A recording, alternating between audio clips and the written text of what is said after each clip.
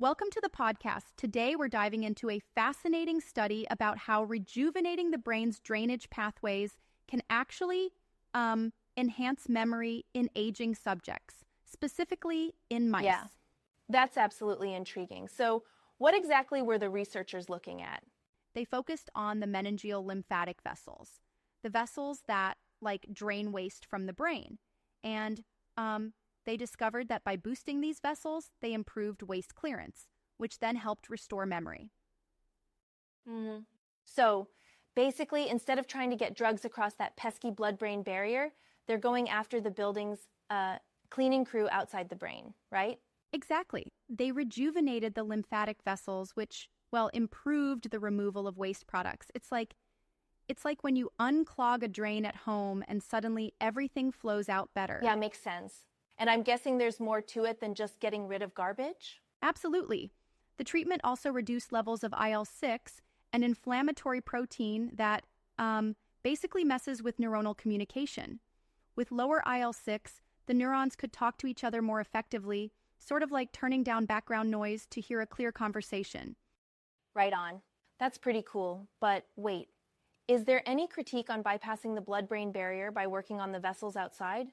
Didn't some say it might not fully address deeper neurological issues? Well, here's where it gets interesting. The approach doesn't revive lost neurons, but instead ensures that the ones already there can function optimally. It's not a miracle fix for every problem, but it's a promising strategy because it sidesteps the blood-brain barrier. I like that angle. It's innovative without being overhyped. So, what was the behavioral evidence in the mice? They used a neat test where they presented the mice with a familiar object and then a novel one.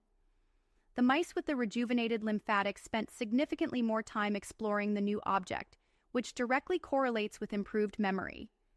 It's a really elegant way to measure cognitive function. Yeah, indeed. And it seems like the intervention not only cleared the waste, but also restored that noise-canceling system in the brain, right? Exactly.